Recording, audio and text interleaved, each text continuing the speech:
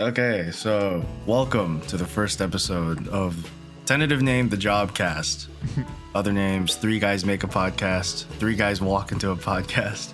My name's REIZO, otherwise known as Jiggelmeister on YouTube. I'm Ranni. I am REIZO's older brother. You may know me as the guy who makes over-analytical videos about Sonic on YouTube.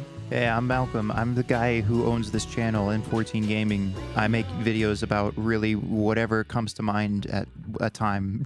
This is our first time. This is our first recording, first podcast episode. I don't even know if we're going to keep the name Jobcast. We just have that name right now because it's just we were kind of, struggling in the employment department. Yeah, so we're all like struggling financially, so we decided to make a podcast called the Jobcast. Jobcast, job. What can we do that requires no upstart investment? Exactly. But yeah, like if you guys have name suggestions, let us know in the comments. I did have a lighter topic to start out if you guys were interested. That's cool. Oh, what is it?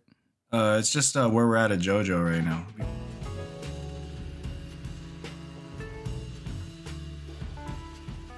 So Ranni and I, like all of our friends, love Jojo. They're very passionate about it, and they always say it's so good. They all watch it around us, but for the longest time, we never watched it until at Malcolm's insistent like praise of it and recommendation, we started watching the thing together. So Yes, as sir. for me right now, I'm like, how many episodes in are we? We're like 11 episodes in part 4. Yeah, I think that's right. So I've been like watching it with REIZO and Malcolm infrequently. So whenever Malcolm comes over to our house, we watch Jojo together. But it's mainly REIZO and Malcolm. And I would pop in once in a while, but I was just drawn in by part 3. So I watched some episodes of part 3 with Jojo and them. And I thought to myself, man, I kind of see the appeal now. I see why people can get really into this show. And eventually, I started watching Jojo with me and my brother just to catch up with Malcolm. And I'm just kind of hooked. At first, I was an unbeliever.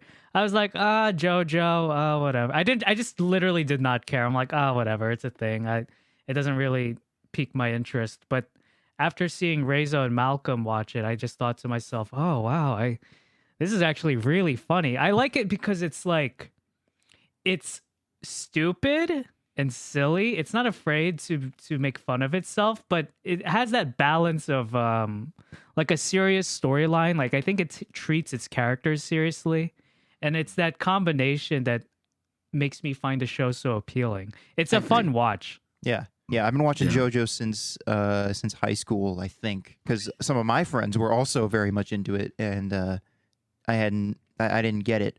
And then I watched, for those of you who know, the Yellow Temperance episode. Do you understand? And once I saw that, I was like, this show seems really weird. I need to watch it. Yeah, and I've just been in love with the show ever since. Part 4 is my favorite part, so I'm very happy that we're on that part right now. So yeah, I love JoJo. If you have not seen JoJo, then what are you doing? Go watch JoJo. It's pretty interesting that Ranni's so excited to watch part 3 because, like, among my friends, like, part 3 is their least favorite part. Mm-hmm. Because it gets to, like, this episodic monster of the week type pace. I was wondering how you guys felt about that. Well, as time has gone on, I've learned to love it more. When I first watched it, I definitely felt like fatigue from it. I think it's better to watch it imagining every episode as like its own story. Because if you try and watch the whole thing as part of this huge ongoing narrative, like on its own, then it'll feel like it's dragging. But every episode is like its own story. One of our friends said, like, yeah, every story that it tells in like a 2 to 3 episode arc or whatever, it's all good on its own. But it's just if you're trying to get through it all, it can get somewhat repetitive. Exactly. Yeah.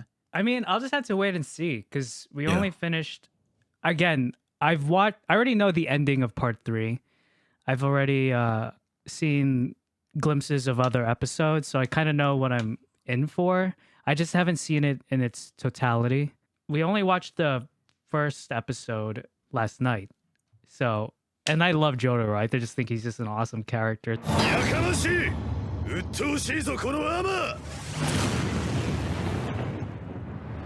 So him being the leading man in this arc is what's really drawing me into this part of JoJo. And also Iggy. I just think that dog is so funny. I just think like he's barely a dog, and that's what makes him so funny to me. Like he's just a person with like a dog mask. I just think he's a funny character, so I like Iggy also. You know, I was telling Ranni, like, I actually still think the Cars fight is my favorite fight in JoJo up to this point that I've reached. Just because, like, it really is kind of the lowest point that they've reached.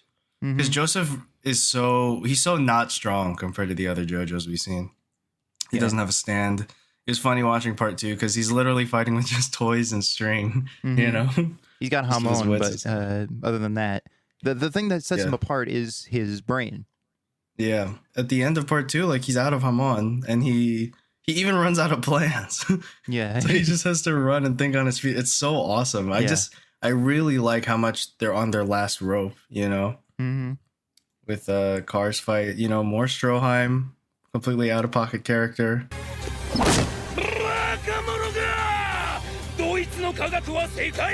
Yeah. His voice is like breaking all over the place. He's my favorite side character. Yeah, Stroheim is crazy.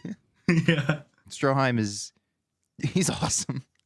he's just because of how unhinged he is. Yeah, I didn't expect like a straight up Nazi to be one of the main characters in JoJo Part 2. Nobody does. Yeah, this is like, I don't know how to feel about this, but it's really funny. Yeah, nobody expects him to be a main character, let alone a protagonist. Yeah, I just thought he would be like a smaller side character, but I didn't know he'd have such a high stake in the story. He saved JoJo so many times. Yeah, without Stroheim, they would have lost. Yeah. If you would have told me that in part 2 Speedwagon was going to be kidnapped by Nazis to do a blood summoning ritual, I would not have believed you. That's one thing I love about, I mentioned this earlier, like I love about JoJo is like, it doesn't really take itself too seriously, but it's just serious enough where there are stakes for the characters because it's not afraid to like kill main characters off, which it makes the show crazy. Like not boring. Like it's exciting to watch and it's just really funny. And I think a big reason why it's so captivating is because of its humor. And a lot of that has to do with the voice acting. Oh my gosh, the voice acting's great. And you need to watch it in the original Japanese dub. Like you can't I the mean English is such a strong point of the view, English is it makes it a lot better. Like Joseph's English is what got me through part 3. Yeah, it's iconic. it's just so funny. Yeah, don't watch the English version of the show. Watch the Japanese version. It's part of the experience. I think you really are doing yourself a disservice if you don't watch the Japanese dubbing of the show. No disrespect to the English dub voice actors because I think they're overall pretty good, but it's just not the same.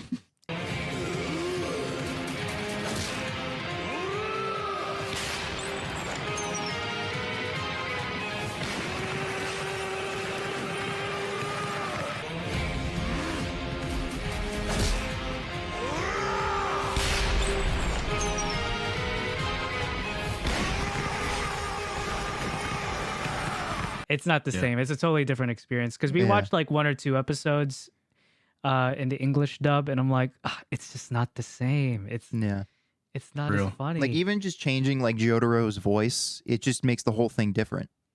Yeah, it's completely different. Not gonna lie. Jotaro's Japanese voice is like iconic. It's a lot of what makes part 3. Joseph's schemes that he pulls in parts 2 and 3 are ridiculous. Yeah, especially in part wild, 2. Dude. Yeah, like he thinks like 3 steps ahead of everybody. Yeah, and I just love his gimmicks of like predicting what people say next. Yeah, now your next line will be.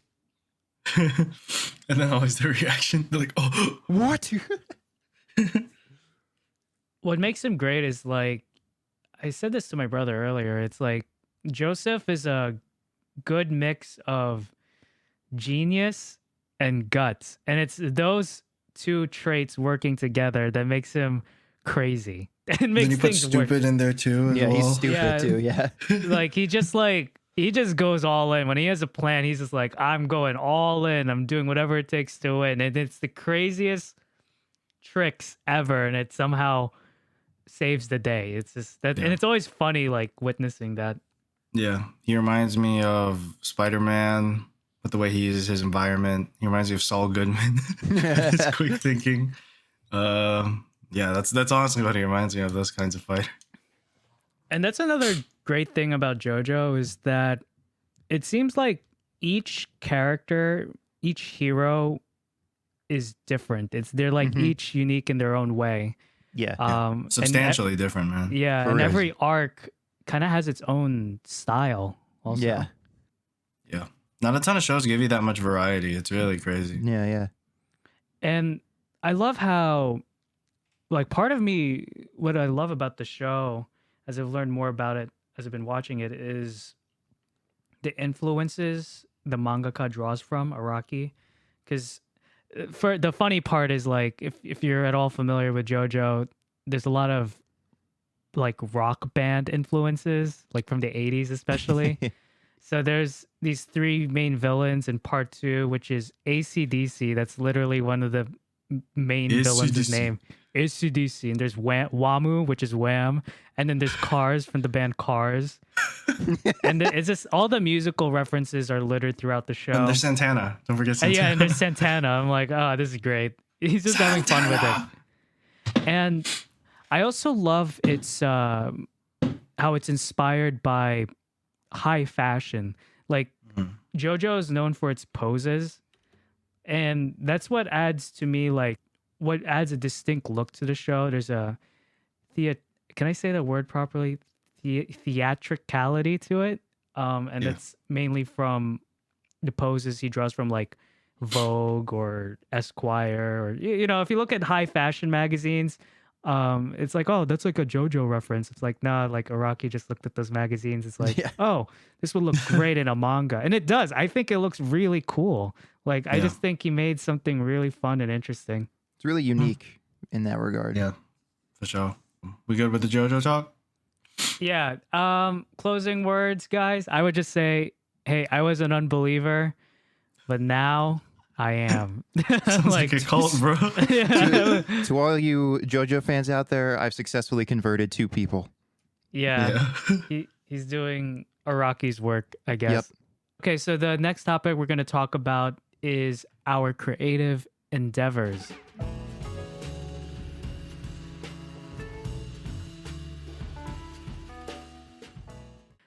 Specifically for me, it's YouTube. If you're at all familiar with my channel, I make video essays really about just Sonic at this point. Like, a lot of it is about Sonic, because I feel that Sonic is an underappreciated character and his world is so rich, yet it's always squandered by Sega and the games. You know, I don't think the games really capture.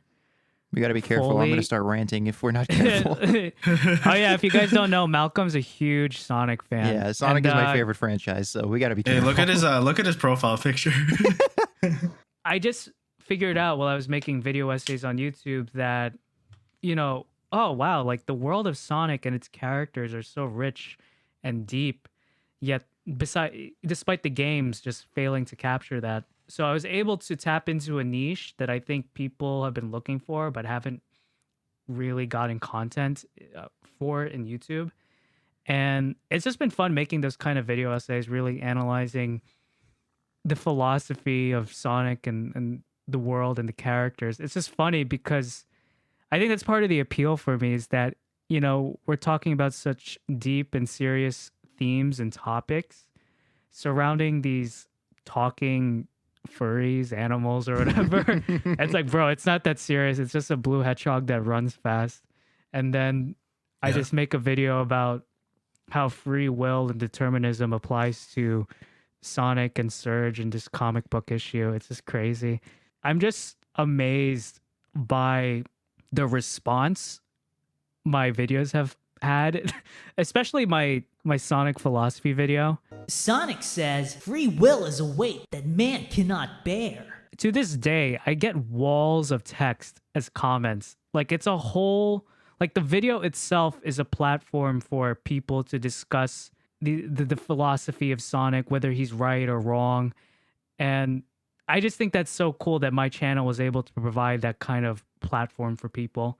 But yeah, I've just been making video essays specifically about Sonic. But I do want to mention, like, I'm not going to be a Sonic tuber. Like, I'm not just going to make Sonic related content. I do plan to branch off into other topics, other media, because I don't want to just be boxed in when it comes to my videos. I really want to work on whatever kind of videos I want to make. But in YouTube, it's kind of I think it's a kind of a give and take, where you want to make the content you believe in, that you want to create, but you also have to think about your audience and respect their preference as well. And I think the best videos are the ones that cater to both your interests and the audience's interests. But there will be some videos in my channel where it's just for me. And then there's some videos where I know, like, my audience will really love this video, so I'll just make it for them. But I'm just fortunate to where I'm at the place where I'm at right now when it comes to YouTube, because it took me like a good while to get to this point. I'm by no means a big channel, as I've mentioned earlier.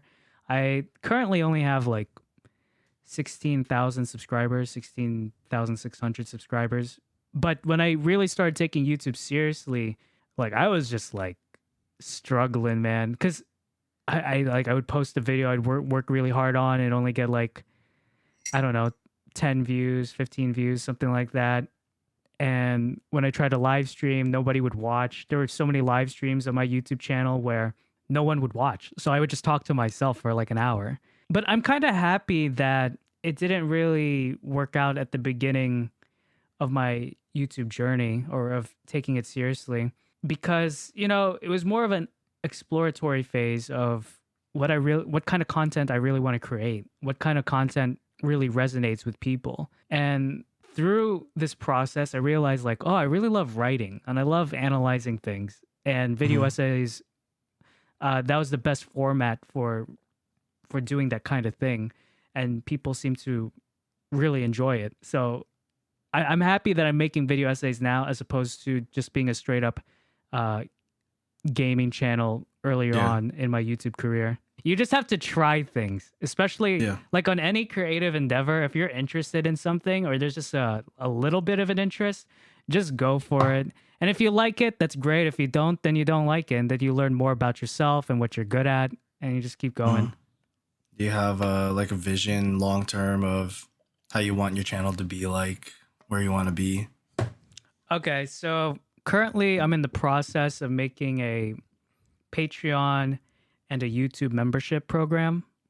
One plan I really want, because I just think like this is what I meant to do in life, is to be creative, is to just find a way to make it more financially stable. And one of the things I'm doing right now is through the YouTube membership and through Patreon, developing that. And just making video essays about other topics besides Sonic. I'll still make a lot of Sonic content, because I just think the thing about a niche is it helps you focus, because sometimes you just are overwhelmed by the number of things you can create on YouTube. Yeah, definitely. And having a niche helps you focus, like, okay, I'll just make this one thing and That's my problem. I'll make it good. And if I can't think of something to make, especially when it comes to YouTube, like, oh, I could just make another kind of Sonic video.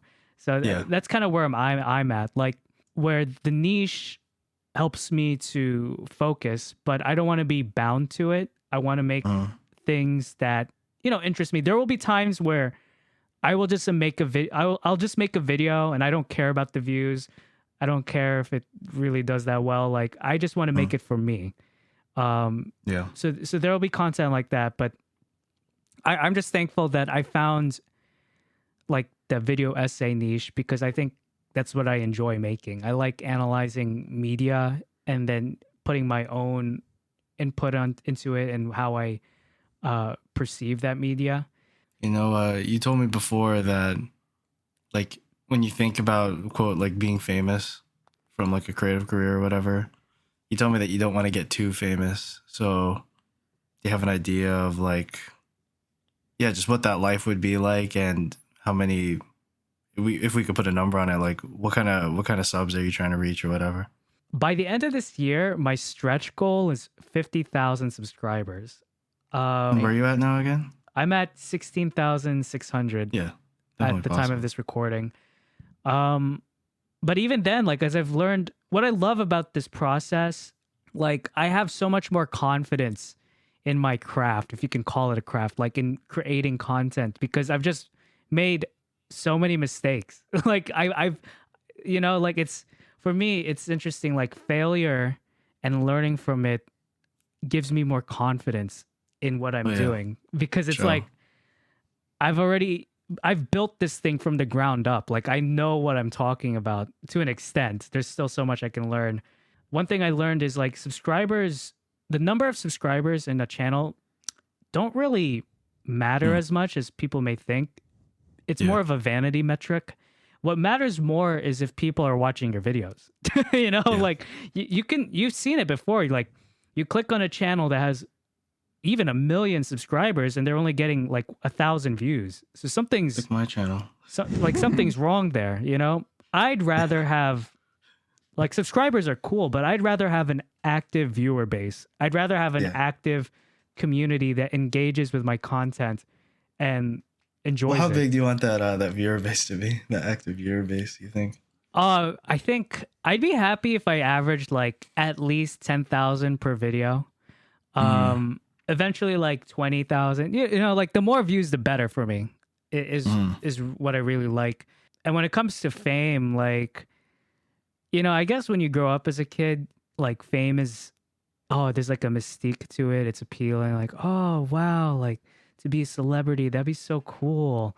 Like, but I'm kind of glad, like, I never got famous at a young age, because I know I just do a lot of dumb things, and the dumb things that I did do would just be broadcast everywhere.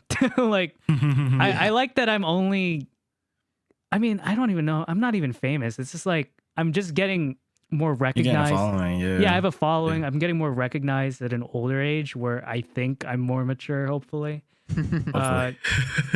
And also my channel has transitioned to the point where I don't really show my face that often, because I am a video essayist where, you know, it's mostly just footage of the thing you're talking about and then my voice. Yeah. That's about it. And that's fair. Yeah, I like that. I like that I don't have to care about what I look like, and it's really focused on the content itself. I think it'd be fun to maybe get recognized once in a while. That's the kind of fame I'd like. Like once in a while, people are like, "Aren't you Ranni on YouTube?" I'm like, "Yeah, that's great." I would never want to be like hounded by people like every day. I would hate that, honestly. Yeah. Like PewDiePie level of fame, I just think that'd be too much for me. I wouldn't want that, because I'm an introvert and I value my privacy. So fame kind of dismantles that that privacy. I mean, what I would say about that is that, I mean, it's like you can't control that too much, though, because that's true. Once you grow, then you're just going to keep growing, you know? Yeah. It's not going to... That's why some mangaka, they keep themselves anonymous, you know? Yeah. So, yeah, I mean, I'm just like, I understand, and I probably agree with you, but that's not really something you have a ton of control over. Yeah. I was just talking about like visualizing is all. Yeah, because I mean, once you push the boulder over the top of the hill, then it's just going to roll down, whether you want it to or not. That's kind of true.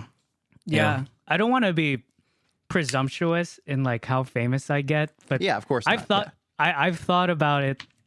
Like I've been thinking about like, dang, like who knows, man? And I just have to kind of prepare for it, if you can even prepare for it. I don't think there's much you can do to prepare for it, honestly. Yeah. I mean, again, who knows? Who knows where the channel will go? I don't expect it to get crazy. I do expect to get bigger, hopefully, because hopefully with a bigger audience, it's I'm able to keep doing this as a job. You know? Yeah. You know, when you were talking about like making it more sustainable, one thing I've talked a lot with you and Malcolm about is just talking about finding like ethical sources of income as a creator, because as a creative, like there are lots of places you can compromise. Yes, yeah. Yeah. How do you feel about that? Like, how do you go about navigating it? I mean, I guess we talked about it before. Like, for one, you only will use sponsors that like That you said actually like the product. Yeah, That's what you yeah, said, right? yeah. Yeah. So even like when my channel started getting more subscribers, like not a lot, I would get emails from companies, like, "Oh, use our product, use this, use that," and I wouldn't respond because I would check their product out or their service, and I think to myself, I don't know if I would actually use this, because here's the thing: it's difficult to build trust. That's the thing. That's the one thing I care about the most is like, does my audience trust me so that when I say this product or this game is great, like it's like, oh, if Ranni says it's cool, then I should go check it out because he wouldn't lie to me. He's not just in it for the money. And I really value integrity and authenticity for my channel. My channel's me, Yeah. It's not a company. So I really keep that in mind and I take it seriously. And that's part of the reason why I want to build a Patreon community and a YouTube membership community, because I'm not against sponsorships. I just am selective about it. So that's where the Patreon and the YouTube memberships come in. And also part of the reason why I want to branch off from YouTube memberships is like, oh, why don't you just use all YouTube memberships? Is I don't want to put financially all my eggs in one basket, because who knows what YouTube will do with their policy. Something crazy might happen. I just think it's wise, like, oh, I'll have a little bit more of Diversify. like diversify and autonomy if I'm able to get some financial support through Patreon as well. Yeah. So what's the light bulb mean? For the record, that's his logo and that's kind of the badge that Malcolm was working on. Yeah. Okay. So my YouTube profile picture, I drew it, and it says Ranni, and it's three things. It's a speech bubble, it's a thought bubble, and it's a light bulb. That's kind of what I was going for, right? Like, what is that? How do you say it? Triple entendre? Is that it? Entendre? Yeah. Entendre. Okay. So I speak because it's a video essay channel, and I mainly talk in it. I don't really just show footage. It's a thought bubble because it's an analysis. A lot of my content's about analyzing things, so it's my ideas, and we're talking about ideas, like especially when it comes to philosophy.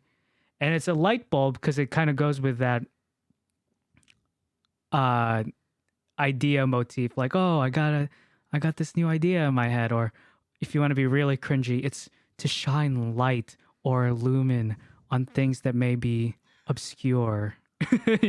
Amazing. Yeah. So it's a speech bubble, it's a thought bubble, and it's a light bulb. And what Malcolm helped me create is member badges for people who decide to join my YouTube membership.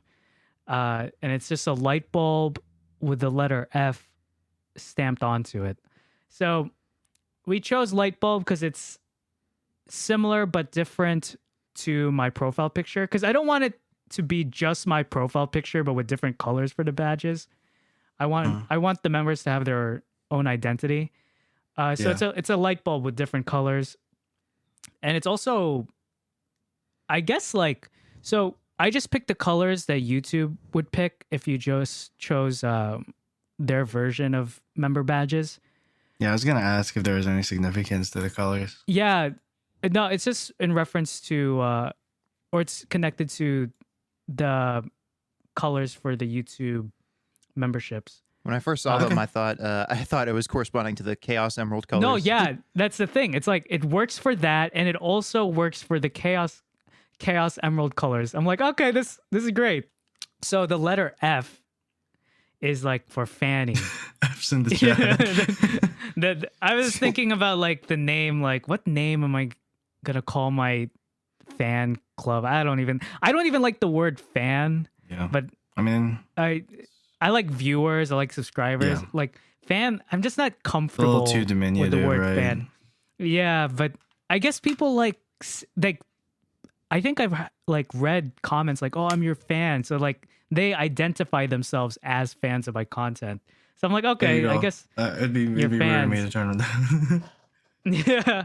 Just no, it's So- not my fault. It's not my fault. I didn't want to call you that. You did it Yeah. yourself. Yeah, so like the F stands for Fanny. I'm like, oh, I'll just make it a joke. Like my name's Ranni, and I'll just put an F over it, Fanny. Like that's it. That's the big brain moment I had. Like, oh, That's the F, light bulb lighting up. Fan, Yeah. Fanny. Yeah, that's the light bulb, and you guys are light bulbs. That's it. The bulbs. Y'all are my bulbs. Yeah. Y'all my bulbs. We were saying like, well, it wasn't serious, but maybe making a fanny pack with Fanny on it. Oh, dude. Oh, yeah. Okay, yeah. So that's another thing is like, I eventually want to make merch. That's another thing when you talked about like sourcing, like how to make ethical choices when it comes to being a creative. And one thing I eventually want to do is make my own merch. And one of my principles is I'd only make merch that I'd actually use or want to wear. Yeah. That's the thing. Maybe if it's like a joke and it's a gimmick, like, oh, like this cheesy looking The Poggers cup shirt. or shirt. Poggers like, coaster. okay.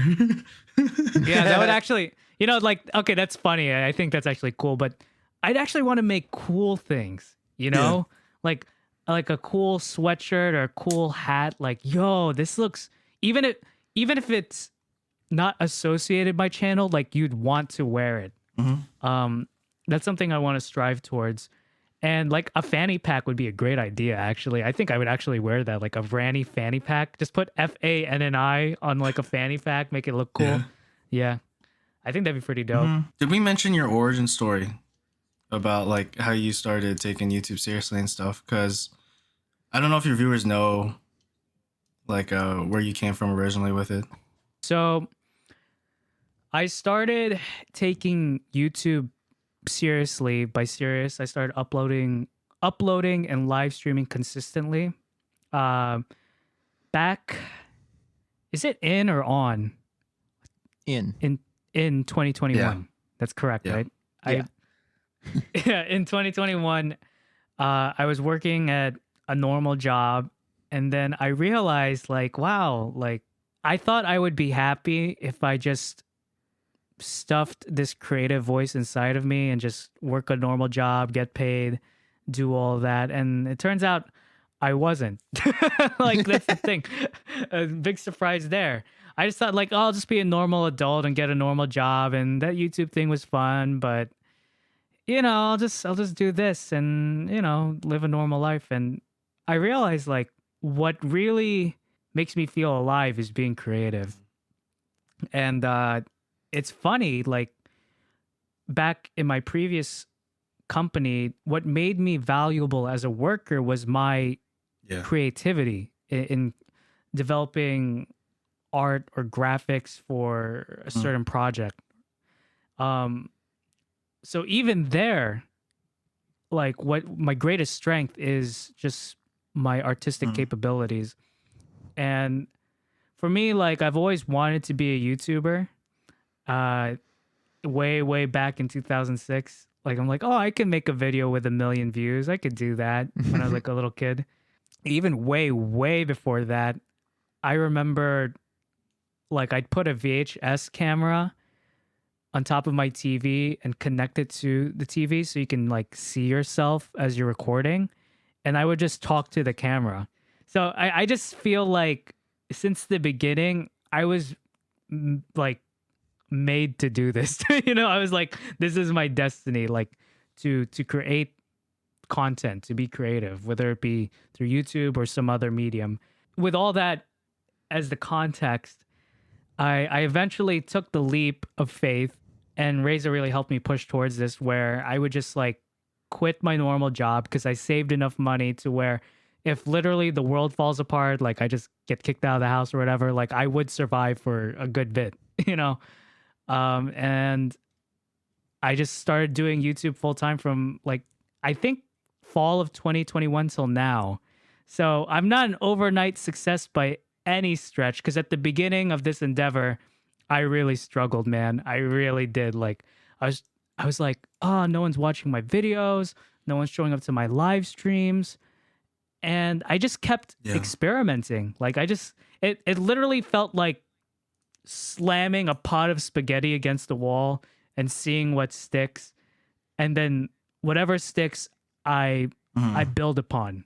So I'm like, okay, people resonate with this kind of content. People like it when I talk about Sonic, and then my analysis of it. And then I just kept doing it and doing it. And then eventually I'm at this point where I kind of got a feel of what would make a successful YouTube video or channel for me. Because I know everyone's different. I know some people, like their channel, their process may look a lot different from mine, but this is what's worked for me. And I'm very thankful it has.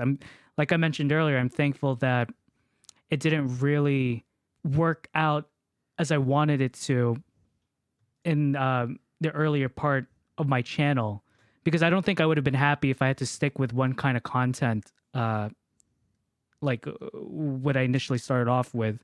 It was mainly just like a typical gaming channel where you would record funny moments and post them on YouTube.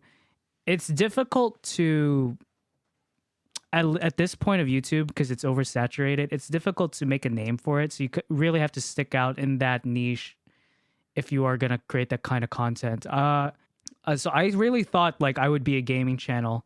I'd really like post clips of me playing different games. And at first it started off with like Genshin Impact. I forgot about that arc. And then Genshin Impact, Minecraft. Ranni. And I legit thought that I would be a long time Genshin ago. Impact Hey, your channel at videos one didn't do point. bad though. Yeah. Jeez. They didn't do bad, but they didn't do that well either. And I'm thinking like Genshin Impact, Minecraft, and some other games, but no one really watched it or cared for it. And compared to other channels, I'm just not as passionate or knowledgeable of the games I was covering. So again, I'm already at a disadvantage. And eventually, like, I don't know how the Sonic thing came up. I just started talking about it because I am interested in Sonic. I'm not the biggest fan of Sonic, but I am a Sonic fan. I've mentioned this plenty of times to my audience, and people just seem to really like it. They seem to really latch on to the Sonic content, and then I just put my own twist to it because I thought it would be so funny if I talk about these deep philosophical themes about a talking hedgehog, which are present there, because there's actual. I'm not just making this out of thin air. Like, you can find these things in the game, in the show. It's just no one's really talking about it. So I was able to create my own lane within the Sonic niche that seems to really resonate with people.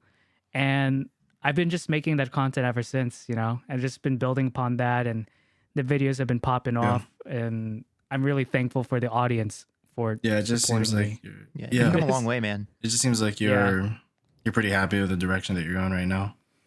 Yeah, I am, and I'm looking to expand. Like I've mentioned earlier, I'll keep making Sonic videos, but I do want to make videos about other things I'm interested in. That's the thing with YouTube, especially if you're in it for the long haul. You have to enjoy what you're making, otherwise you're just gonna quit.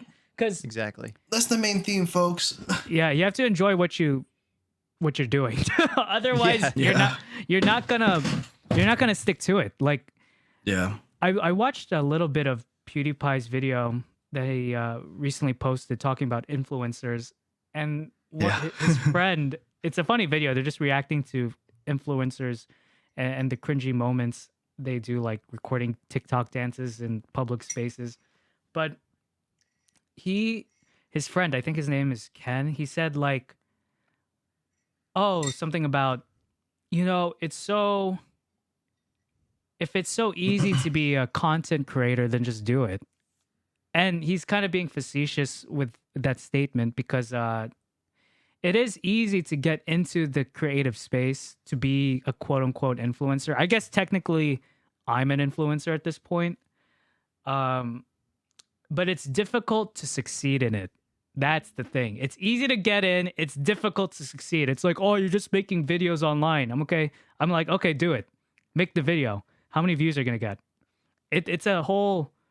There's a whole science to it, and if you want to talk about numbers, like Mr. Beast has this science down, man. Like he understands the psychology of YouTube and the people watching. It's like I don't think you can ever stop being better with YouTube, and I think that's with any craft.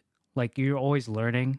Like, and when you compare yourself now to where you started, I definitely see the growth. Even if it doesn't feel like it, you're making growth if you're learning. like, oh, my videos now are way better than when I first started.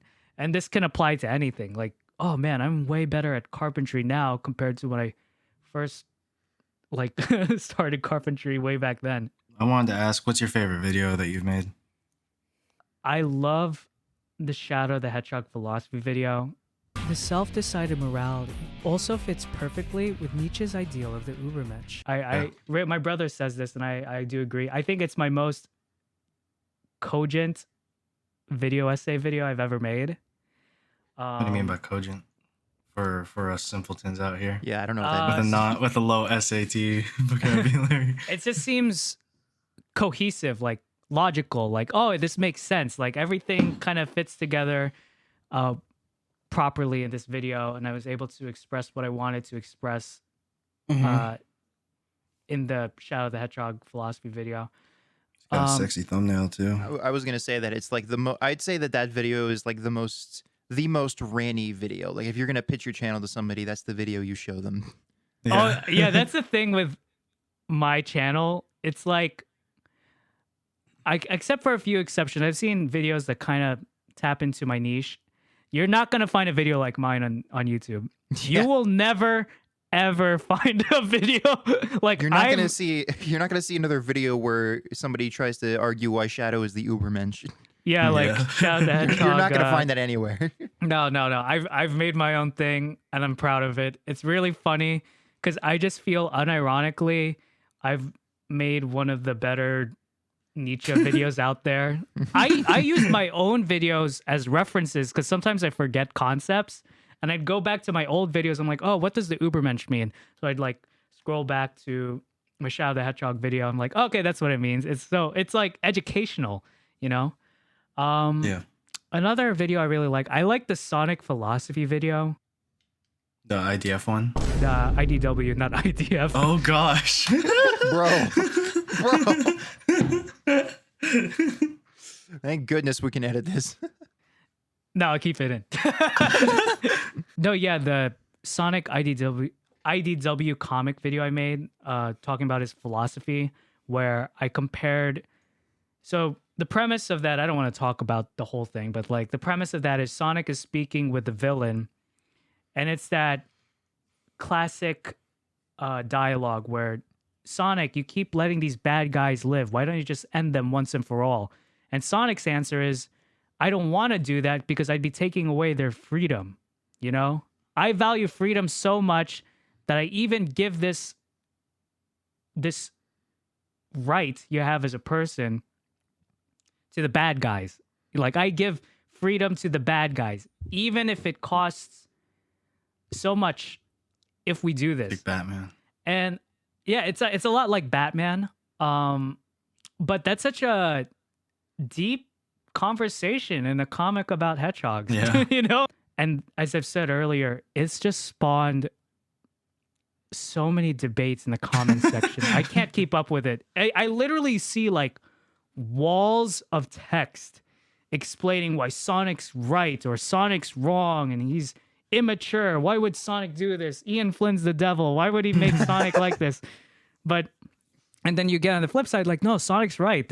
I totally support Sonic and his philosophical view.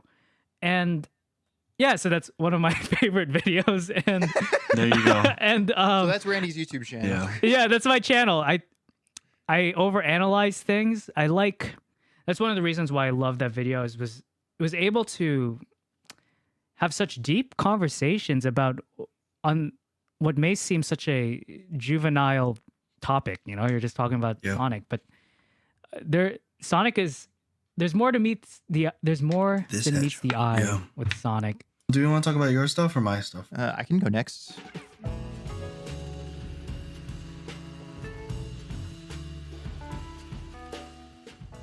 So my channel, M14 Gaming, which is where you're at right now, is crazy. I've been like semi-active on YouTube since I was in high school.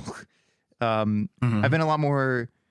I don't want to say consistent. I think I've had a more consistent online presence for many years. Not to say that I've grown much from it at all, but just when I was in high school, I did like nothing but Let's Plays, and I didn't finish most of them. The only one that I finished was, if for those people who actually watched it, the Road to Sonic Mania, which is probably still my least favorite project I've ever done. Damn, why is that? It was really slapped together. I just because I uploaded weekly, and I didn't work on the video of that week until the day before. And so I would just end up basically just putting the audio and video together, and then that was it. And then I would just upload it. And I didn't put much thought into it, except for one episode, which was the Hilltop Zone episode, which I actually put some effort into, and I was happy with that one. Then we had the Nightcore remix. The game sucks, guys. Don't buy it. It sucks. Ah! Oh yeah, the Nightcore. I actually unironically like the Nightcore remix episode 1 more than the actual series. But yeah, so for those of you who have been with my channel for a long time, you know that I uploaded like nothing but Let's Plays for a while. My favorite project back then was my Minecraft series that I did, which only lasted like 7 or 8 episodes. Was it a hardcore survival? Yeah, the thing? hardcore achievement challenge. Yeah. You know what? Screw it. We're gonna go a little bit longer. We're gonna go into. I'll call you Jeff. Okay. I had a lot of fun making that. It was because I actually put effort into like editing and stuff. My favorite part of the video making process is the editing part, because it's where I feel like I can I can add the most that way. It's where I feel like I can really add more value to the product, because I don't think my voice on its own is all that entertaining, but if I can add like theatrics and stuff via editing, then I can make it more entertaining in that way. And it's just fun. It's just fun finding clips in a video like, oh, if I added this music and this image, it would be funny and whatnot. I just enjoy that process a lot. After Road to Sonic Mania ended, I started getting a lot more just like random with my content. Like there's some Let's Plays, there's some just random shorts about whatever I feel like making. There's a ton of Overwatch clips. There's a speedrun video. There's the Nightcore mix. There's a music. Is there Fortnite? There's one Fortnite video, which is just the squad getting some loot. There's reaction content, like reaction videos to like Nintendo Directs and stuff. Oh yeah, there was one music mashup that I did way back when. Oh yeah. The combining Sonic Mania music with Unknown from Me, Knuckles' theme from Sonic Adventure. Classic. Yeah, it's good. That was Rougher fun. than the rest of them. Yeah. There's the Kennen opening, which I made a couple years ago. I think it was 2 years That's old now. crazy. Isn't that crazy? Gosh. What is this? I had so much fun making that video. I spent like an entire weekend basically working on it nonstop. That was so much fun making that. And then, yes, ever since then, I've just been kind of uploading whatever I think of at the time. My most recent series has been the Anonymous Friends and I React, which has probably been the most risque content I've ever made. It's not because of you. It's not because of me, no. But I definitely contributed. For those of you who have watched the videos, you know exactly what I'm talking about. And then besides that, I don't know. It's just whatever I think of at the time. My most recent long form video was the Five Nights at Freddy's Let's Play, which I'm also really proud of. I realized that I like making Let's Plays that have a like theatrical feel to them. Like there's a spectacle to it. I want the series to like invest people. Like I don't want it just to be me playing a game. I want there to be like an investment to it. And a big inspiration for that was Peanut Butter Gamer's Hardcore series, which BBG. Yeah, BBG. Let's go. Congrats on the last normal boot. Yeah, congrats on being a dad, PBG. I know you're not watching this, but Imagine. Imagine. Baby Butter Gamer. Peanut Butter Gamer, Peanut Butter Dad. Yeah, his Minecraft and like Terraria Hardcore series are still some series that I go back to watch to this day. I think they're great. If you haven't watched them, I highly, highly recommend them. They're super funny, and the editing in like the later seasons is so good. And that was a huge inspiration to me. Like that's how I want to make people feel when they watch my content. I want there to be like you're watching not a movie, but like something similar to that, you know. A journey. A journey, yeah. Like I'm taking you on this journey that I went on playing this game, you know. Facts. It's interesting that you mentioned how, if I'm remembering, like you said, you love the editing process and that's your favorite part of creating content. Because I'm kind of like indifferent to editing. I just kind of like, it's just something I do. So yeah, I'd like to hear more about why you find editing so appealing. I feel like because it's the place where, because I don't think I'm a very good like improviser, like on the spot, you know, when it comes to like just talking. But that's why we did a podcast. Exactly. So when I'm rewatching videos that I'm working on, that's where I get like all my best ideas. Is I think of funny edits for whatever is happening on the screen or whatever. I feel like I'm good at bringing out the best of whatever I just recorded or whatever video I'm working on. And I think, you know, not to toot my own horn or anything, I think I'm a pretty decent editor when it comes to videos. I think, I mean, I might just be biased because I think that the content is funny, but I don't know. I just think I'm pretty good at pacing, that sort of thing. Yeah. And I want to work more on other types of content too, like video essays, like what you do. And I have a group channel that we're trying to get off the ground with a different group of friends with that's going to have like skits, like video skits. And there's one that we've been working on for way too long that it's yeah, I'm still waiting for yeah, that. it's coming, I promise. It's actually, the video itself is like almost done. It's like It'd be actually fun. Let's go. Actually, I think it's like, it's pretty much done now. Like it's complete, but we have other things that we need to work on before we can actually launch the channel.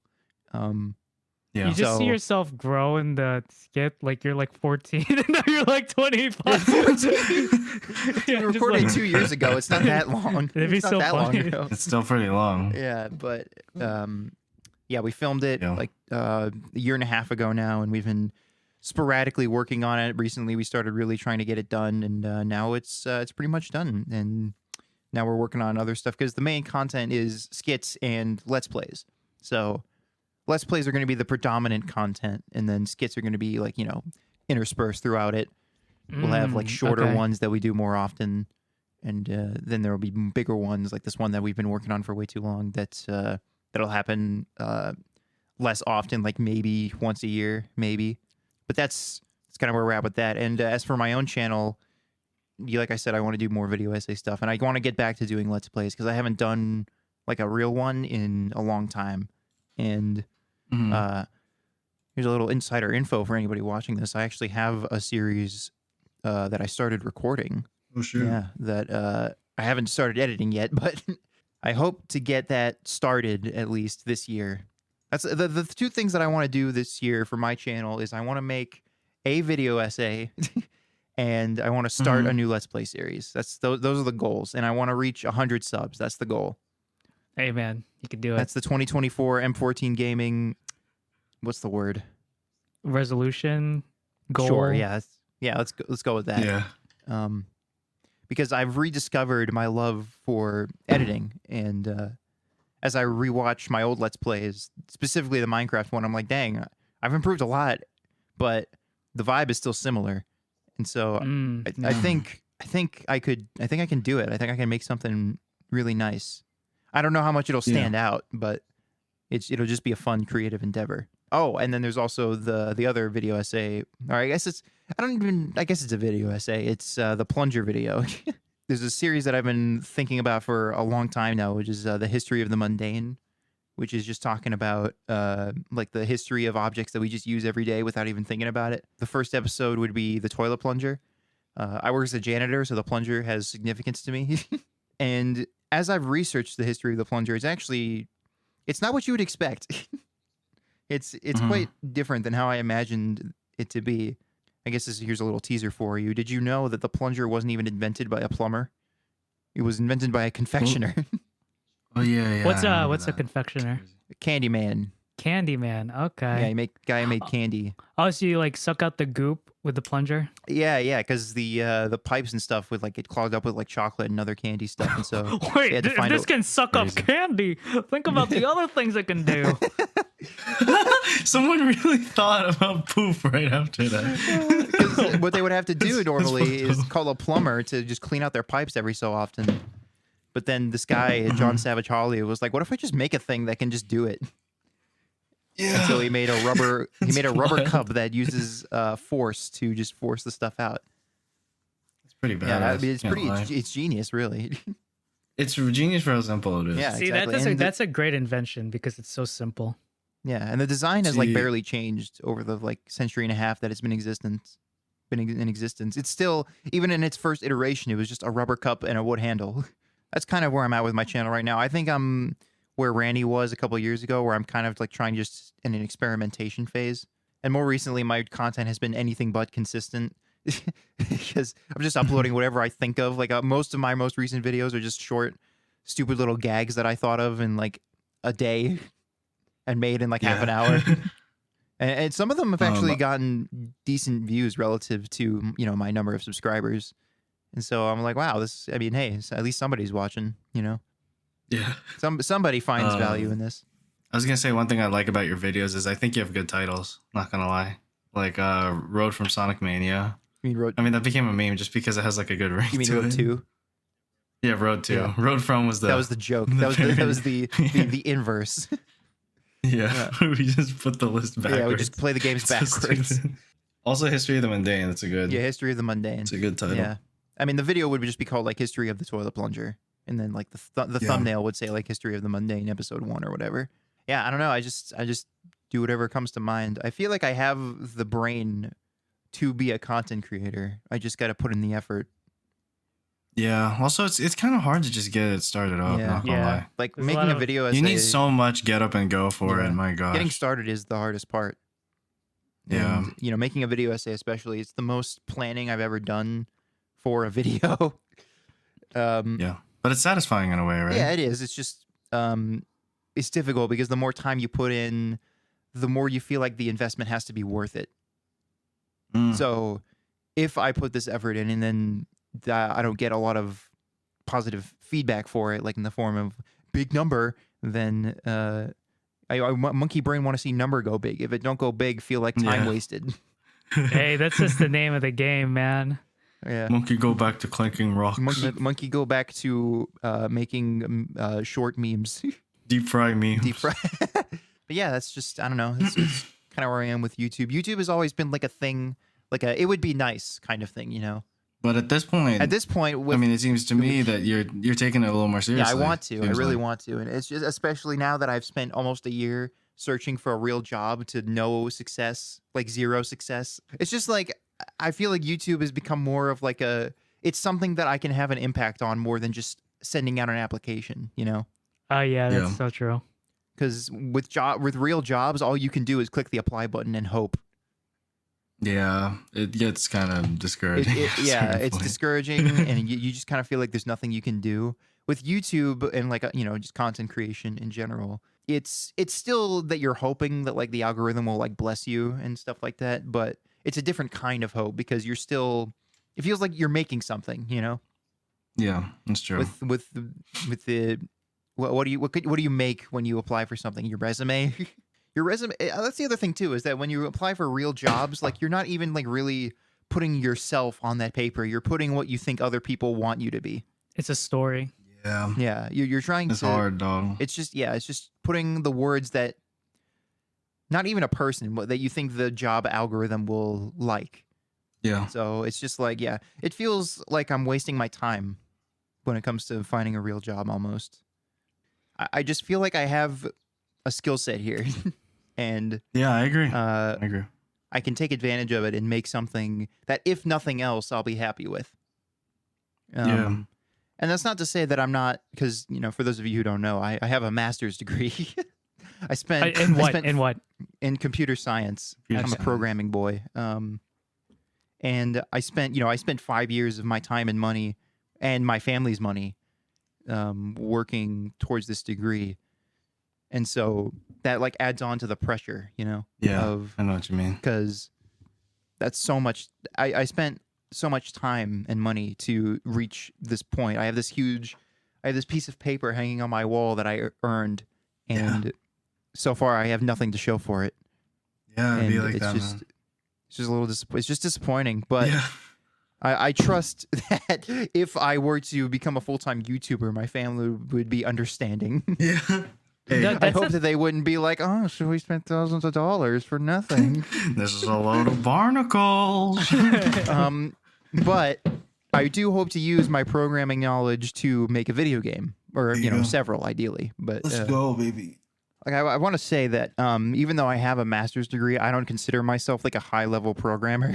Yeah, I was gonna ask. I don't, because I have a friend who only has a bachelor's degree, but he's been programming since he was like a kid, and he's so good at it, and I've kind of like come to terms with the fact that I'm not going to reach that level because I don't think I really want to. I've realized over the years that programming specifically isn't really my passion, but using programming to make something creative is Yeah. Okay. Yeah. something I'm passionate about, if that makes sense. Yeah. It's different. Like I'm not obsessed with efficiency or scalability. I just want to, if I can type a thing and it makes a thing that I want it to make in, a decent amount of time, then I'm happy with that. And see. so that's why I've like Game Maker Studio, which is my go-to tool for making games, because it's very, very, very beginner friendly and it's super accessible. But now that I know programming on some level, I get it more now. I understand more about how to make things with programming, So I hope to use this knowledge to make a game. But ideally, I think I'd want to be more on the design side than the development side, which is two different things. I know. Because development is the actual programming, and then design is the design of it, like what's going to be in the game. That's how it works. And I think now at this point in my life, I would rather be on the design side than on the development side. Yeah. But I would be willing to do both. Yeah. It's kind of hard to get to the design side until you do some development, though, right? Oh, absolutely. Yeah, for Yeah. sure. That's the thing. It's like you have to make things in order to be noticed. Yeah. Crazy. Amazing. So I feel like I have to just build up my resume. I thought about recently maybe actually starting that small game project I talked about with you, REIZO, where we talked about that game with the two types of cells. Oh yeah. That the shooter where you one player marks the cells and the other player has to destroy them. Mm-hmm. It'd be so cool. Yeah, it would be a very like a multiplayer focused game. I feel like I'm being pulled in like several different directions right now. Yeah. And like I'm being pulled towards getting a real job. I'm being pulled towards making YouTube stuff, and even that branch is like multiple smaller branches of the types of content. Mm-hmm. I'm being pulled towards making a big game, or I'm being pulled towards making a tiny game. I'm being pulled towards trying to get outside more Yeah. and like Yeah. talk to people. Yeah. That's There's a lot of hard. things. That's why we made a That's it. podcast. Yeah. Yeah. It's just like, I don't know. I feel like all of us are at this point in our lives now where we're just at this huge crossroads. Yes. And Yeah. it's just like the decisions we make like right now at this point in our lives are going to impact us for like forever. Yeah. Well, not. I don't think it's forever, but it will make Well, an for a impact. long time. long time. Let's just say Like- until you're almost dead. Let's just say Because it I all can't- adds up and you don't get another do-over. So you For sure. Yeah. Yeah. hey, Malcolm, you're describing something called angst. That's in my existential shadow video. Or I prefer to call it the I gamer's remember dilemma. that actually. When Yeah. you're overwhelmed by the dizzying freedom we have as people, and you're getting Yeah. pulled to different directions, and it's the will you, won't you type of thing, the struggle, and that's what creates angst. No, I just feel like at this point, up to this point, I've been very like wishy-washy, like a fence sitter with it when it comes to what I want to do. Like I've just been like, oh, if I do this, I'll do this if I feel like it. Mhm. And I mean, I know. I don't know. I don't feel like that's a way to be successful. It's not, no, but I get it. So, I get it. yeah, it's just like I feel like I have to commit to something, but I can't commit to everything. I think for me this year, the thing that I'm being pulled towards most is YouTube. So, Godspeed. because I think last year it was getting a real job. Yeah. Once I graduated, because it was just like immediately after I graduated, you know, and then I went through the fiasco of being the victim of a job scam at the That end was of last terrible. year. Yeah, that was probably, no joke, probably like the worst 2 weeks of my entire life. Yeah, I mean, it's really bad. I'm not gonna lie. It's just some terrible people who do that. Yeah, and it's just so after that, I was just like, wow, if this is what I have to go through, I don't think I really want a job. Well, that wasn't normal. What you went No, through. of course not. I know that. It's associated now. Yeah, that's And sad.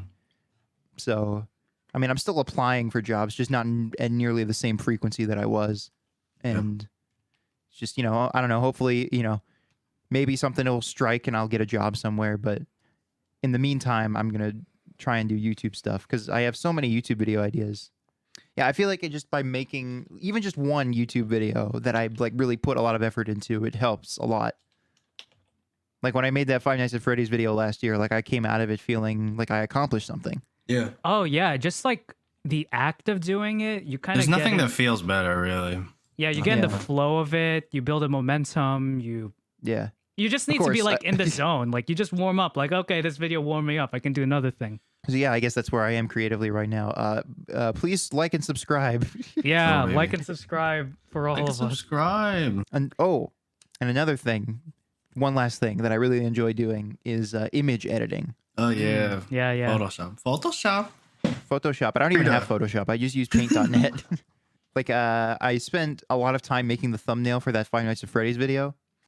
Everything except for the picture of my friend to my left is I made that.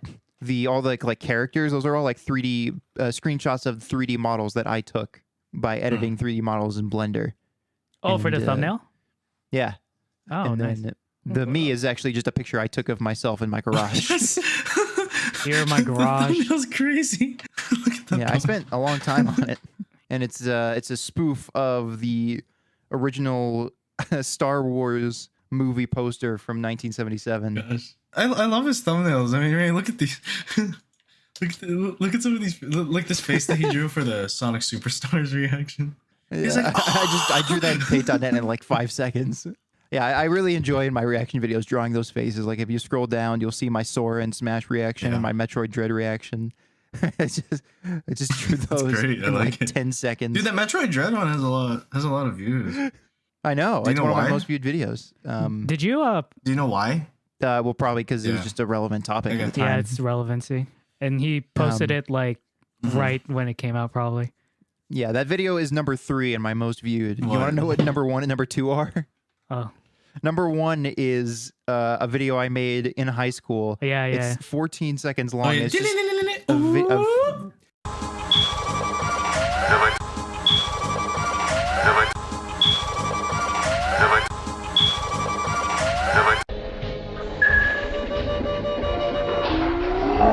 I guess it. Yeah, I guess it's funny of just the cricketune Yeah. cry over and over again that I recorded while I was in a call with somebody, and I stole somebody else's video footage for it. And then number 2 is my Nightcore Sonic Road to Sonic Mania episode. Why did that one get so many? That's so. No, That's like a joke within a joke. has more views than any of my actual Road to Sonic Mania videos. Yeah, so ridiculous. Okay, is it time for Jiggelmeister, you think? Yeah, go ahead. Go ahead.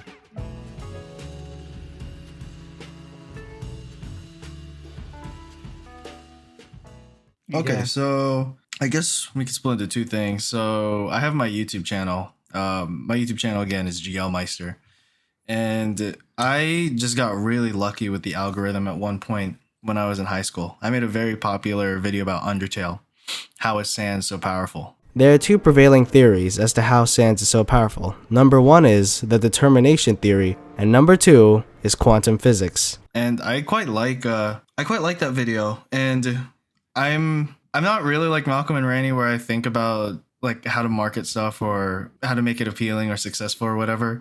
Like I literally just do whatever I want on my YouTube. And it's always been that way for like all these years. And like, for example, I still have my same profile picture from like 2013 of me eating Shake Shack in New York.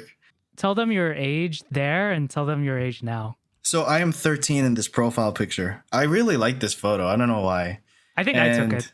Yeah, I think you did. Yeah. And I am 23 now. God. 10 years. It's crazy. 10 years. Isn't That crazy? banner of my channel is from it's from Chinatown on a rainy day. It's just really cool. So on my YouTube, I again, like I just upload whatever I want, and I get pleasure from just seeing how crazy it is. We got video mashups, we got video game clips, we got cooking videos, we got music, gameplay, vlogs, video analysis. You got everything. Yeah, it's kind of crazy. I haven't been in like a huge like YouTube headspace, but I do have a lot of videos. And what we were talking about with like Malcolm and Ranni is like just the struggle to start something, you know? And yeah, I got plenty of ideas. I got like a ton of work in progress scripts because like my biggest strength is like my writing, regardless of what I'm working on. And so I have these work in progress scripts, but just finishing it and editing it takes a while. I have some ideas that I think are video worthy, but I'm just not in the mood to like record and edit it right now. So I had like 2 videos that I wanted to work with Ranni on. I'm trying to remember. One of them was on like Ratatouille. And the other one was Better Call Saul. It's one Excellent of my favorite show. shows.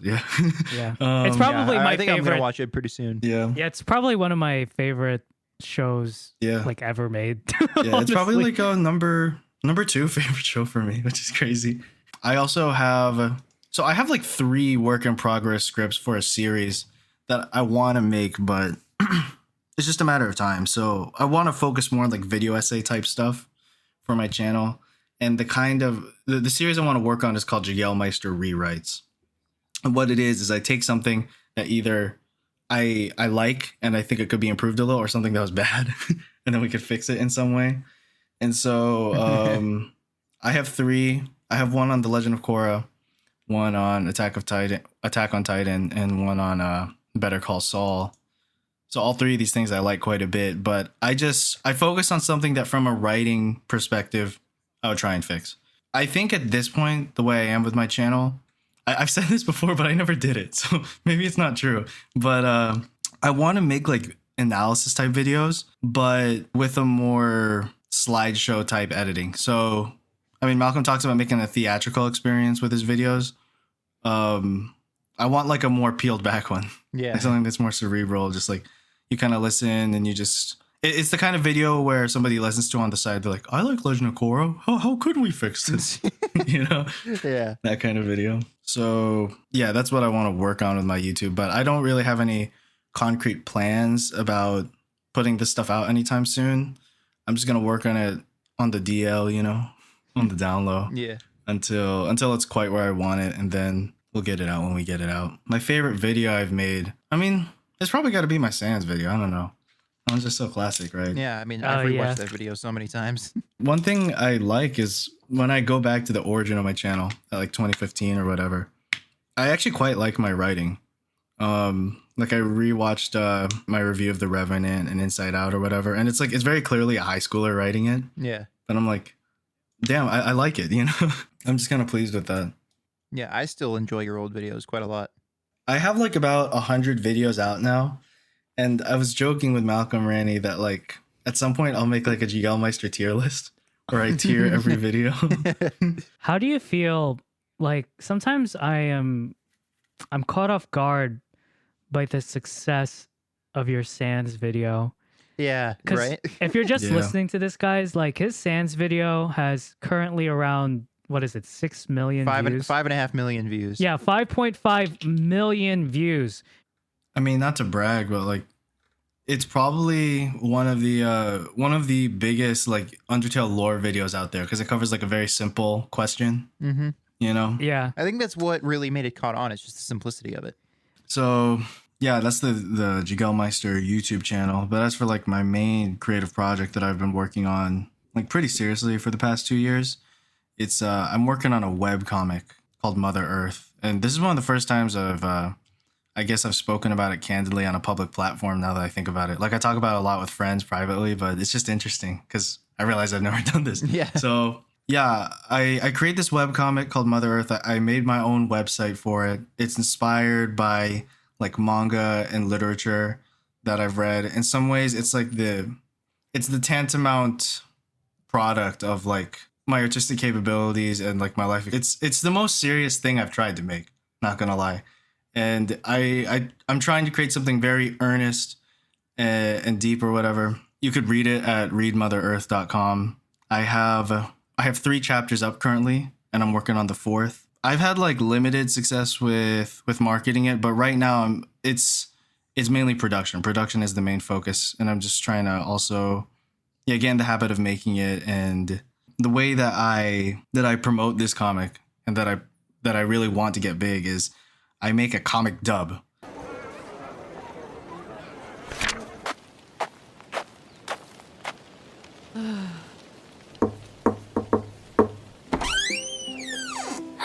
Mommy's home. Baby, you're so much taller now. Yup. You think I'll be as tall as Daddy one day?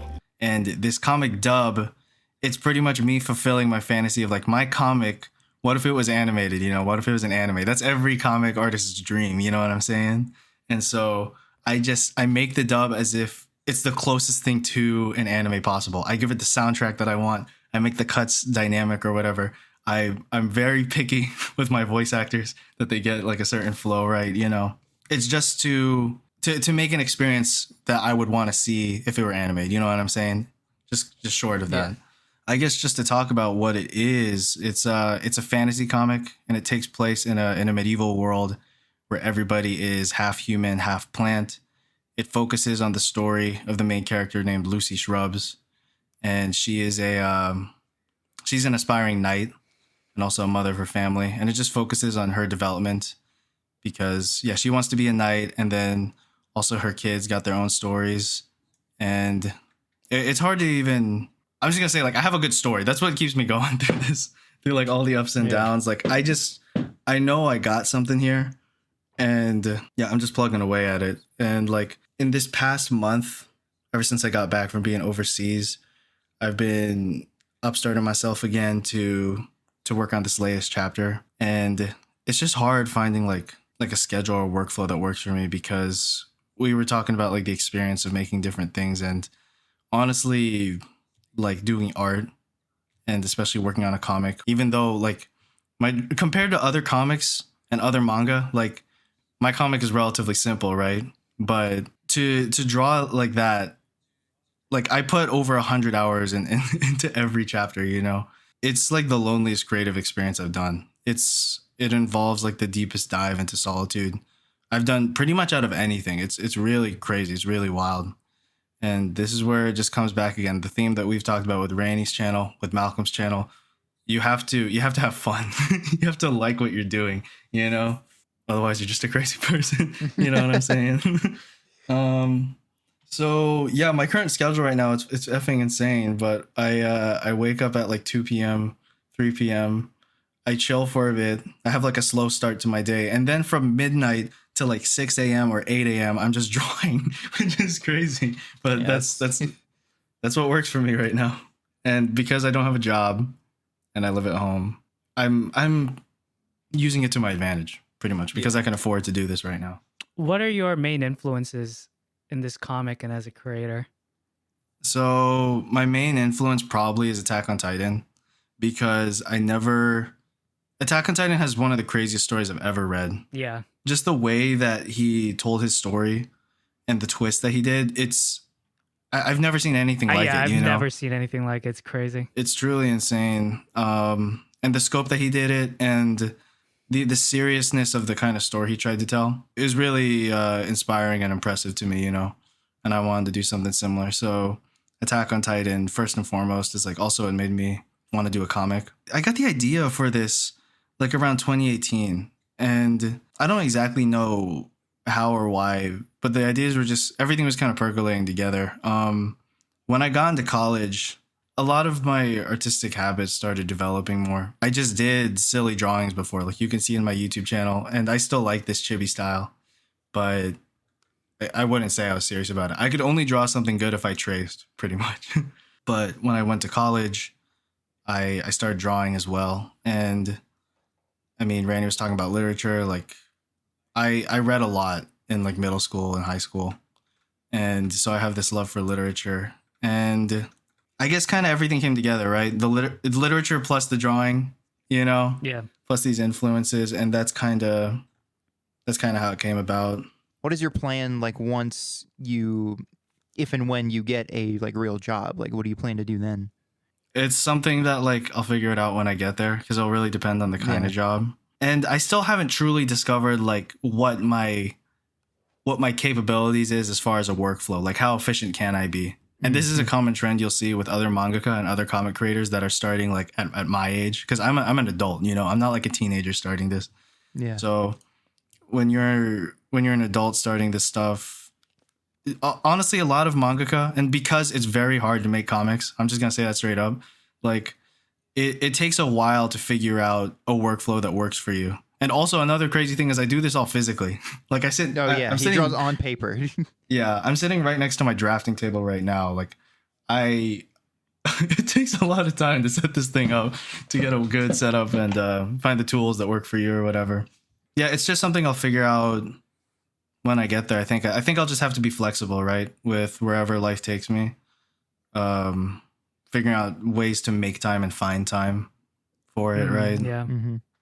I'll just change my schedule again. That's the short answer. You know? The dream. So I guess I can talk about my long-term goal with it. Right now, these chapters that I'm working on is a prologue arc, because I've never made like a serious comic before. I made a parody comic, which was also very helpful. Batman and the Burger King foot lettuce. Oh, yeah. That's a cursed video. Oh yeah, REIZO and I voiced that. So Joker, what the hell are you doing? always the buzzkill, huh? We're in a Burger King warehouse, you twat. Yeah, we did Check that this out. one. The coat hanger chin Joker. Yeah, no, it's like you can hang like a prison, like a prison key ring on it. You know what I'm saying? Like the giant one. Yeah. Oh yeah, so I'm working on a prologue arc right now, which is like 6-7 chapters or something, and I'm doing this just so I can learn on my feet about how to make a comic and develop some more confidence and develop the skills to make a comic as well, and just get started with the story. So after this, I really want to complete this prologue arc this year. This is my goal. I have 4 chapters left, so I'm like halfway through pretty much. I want to make it this year because I'm probably going to nursing school in like a year or so. So I will have like this prologue done, and then I'll set myself up to make like what I'd call like quote like the professional debut. You know what I'm saying? Yeah. Like the real chapter 1. I mean, we'll see how big this stuff gets. Again, I don't think it's going to get big anytime soon, but you never know. Ideally, yeah, I'd want to be crowdfunded and work on this full time, but I don't have expectations of that. I'll just work with the time and what I got right now and just focus on making the thing. How much of your vision has evolved compared to what it was initially?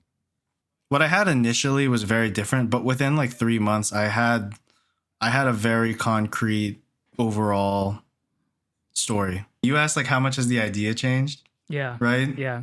Short answer, not much, but I feel like I've changed a lot Yeah. as a person. Okay. Yeah. But I respect the integrity of the story, which was like a conviction I had at a certain point in my life. So even though I might feel differently now, I respect the story and what I was trying to say. So it's like, in a way, I'm respecting like my 18-year-old self who came up with this idea. Ah, okay. You know? Yeah. Okay. And okay. I'm going to honor like what he was trying to say, right? I got you. It's very weird, not gonna lie. Yeah, that's really interesting. Yeah, so yeah, I've changed a lot, but I know what the heart of the story was and what I was trying to say with it. There were certain feelings about and like the way I talk about it, you can tell like I'm really trying to make something serious with it, right? Mhm. I and I don't want to spoil anything, but it's like there were certain things that are talked about in contemporary discussion that I dislike the way that they're talked about in a strictly pragmatic way, like a battling of facts or whatever. And I think it lacks like this probably, I don't know if this makes sense if I'm not talking about what it is, but I don't like the way certain contemporary topics are discussed. And so I just wanted to communicate it through the avenue of art where I could just express how I feel about it. Yeah, All yeah, right. yeah. That's I guess that's what I'm trying to say. And like the fundamental questions it talks about are like worth and value of human beings, and like what does it mean to be loved or to care about somebody in a world that like that uses people, you know what I'm saying? So those are the kinds of themes that I tackle. And another crazy thing is just like I designed the overall story with intention, but I see so many things now that just kind of emerged unconsciously or subconsciously, right? Yeah, like I know exactly what you mean. This part of the story came up, but I was really thinking about like this experience with this person or this thing that I felt at this time, right? And that's kind of the coolest thing about art. Just that unconscious process of self-discovery. That sounds so pretentious, but I literally mean it. I know what you mean, bro. I got it. Yeah. I'm like a crazy person, bro. I have like 2 notebooks full of stuff written down. I have like this server that literally just has me in it with like 10 categories. And I just write and fill it out ad nauseum, you know, across the days. It's wild. Ranni was talking about like what made him want to pursue YouTube. Just that like he just wanted to do something creative, you know, and wasn't fulfilled with like his day job or whatever. For me, it's like I always have like this rebellious streak with like the mainstream culture. Yeah. And it's something like now we're in this age of analysis and talking about things, you know, and people introspecting, you know. We're in this age of irony and commentary, where that's the main lens with which people interact with the world. And so it was spurred on by this feeling of rebelliousness that's like, you know what? I'm not going to talk about something. I'm going to make something, you know? Yeah. Like make the subject itself. I get you. Yeah, I wanted to make something, like original. And I wanted to give myself like that experience of subjectivity as well as communicate those messages. Yeah.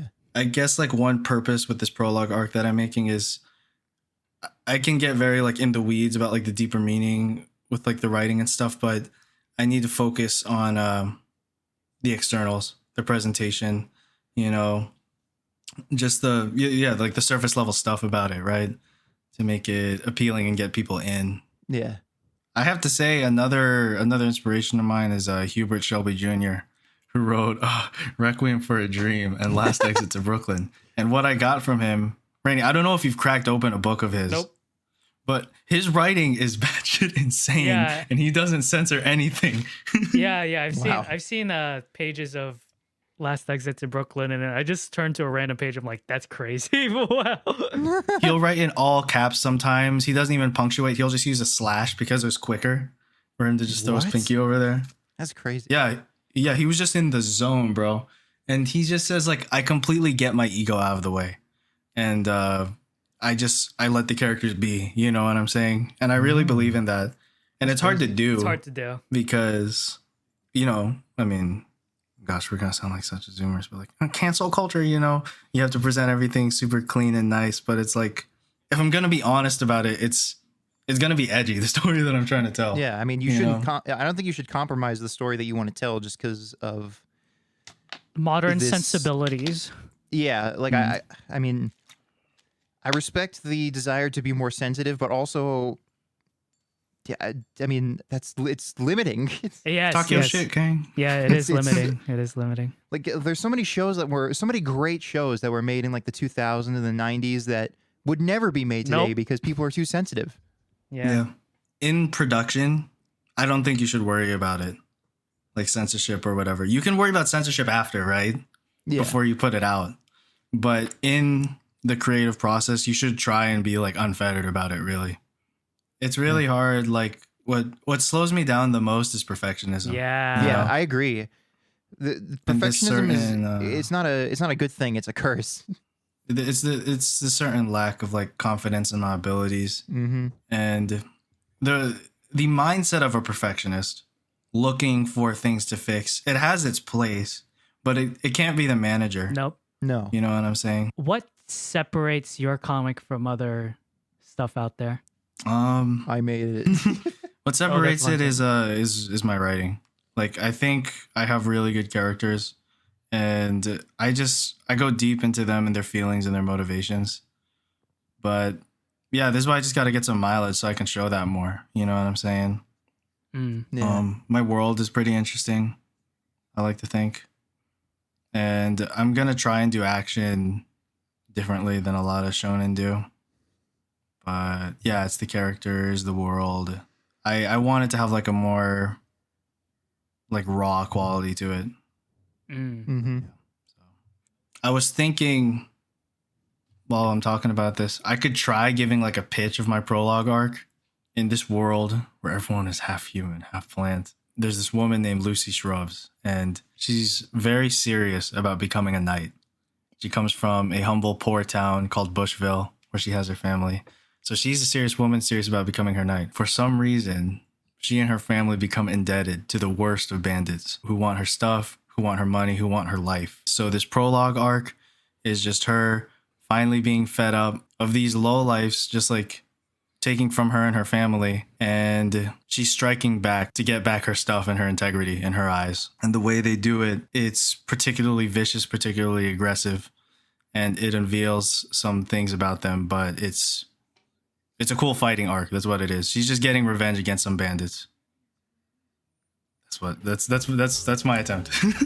So I think the main theme of this episode, I guess, in our first go at making a podcast episode, is creativity. So do you guys have any final words if it relates to creativity, to art, to your own projects? Yeah, Creativity. Sorry. Go ahead. Let's all say it at the same time. Yeah. If you like something, do it and just keep on doing it and just be happy doing it. If you have creative drive, don't let it go to waste. Capitalize on it. Life is more than just getting money and deriving resources. You gotta find the beauty in it. And how can there be beauty if there's no art? I think those are some good closing words. And thank you guys for witnessing. Do you guys want to? We didn't even plug. Yeah, you guys want to plug yourselves? Oh yeah. Go ahead. Yeah, I forgot. Okay, Ranni, that's you can how go we edit. first. Okay. Yeah, guys, I'm Ranni. I make video essays on YouTube. It's hard to find my channel now because when you type in Ranni, like Ranni, Ranni from Elden Ring pops up instead of my channel. But if you type in like Ranni spacebar Sonic, my channel should pop up. I make video. And I'll put his link in the Yeah, description. you'll find a link. But I make video essays again, as I mentioned earlier, mostly about Sonic, but as well as other topics. Yeah. So check that out. My channel is Jiggelmeister, and you can check out a comic-specific channel called it's Mother Earth Comic, and also on Instagram it's Mother Earth Comic, and then you can read it for free on readmotherearth.com.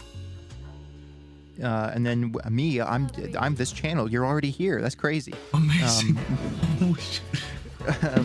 I make videos about whatever I feel like making it about, really. As you can see from my video history, but I hope to make more structured content in the near future. So be on the lookout for that. And hey, if you enjoyed this podcast, be sure to like and subscribe so that I know, and then I can see number go up, and then we can make more of these. Yeah, no. And then be happy. And comment down below what you thought of it. Yeah. Because this is our first go, and if you have any suggestions, let us know. Yeah, let us know if you have any thoughts about what we talked about or the flow of the podcast.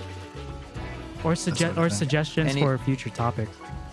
Anything you can think of, really, just put it down there, and we'll read them and we'll take it into consideration. Thank you. Unless it's stupid. Yeah, because we never talk about anything stupid ever. Yeah. Okay. I think that's it. Yeah. All right, I think we're done. Bye. Thanks for watching, guys. Bye. See you in the next one. Bye-bye.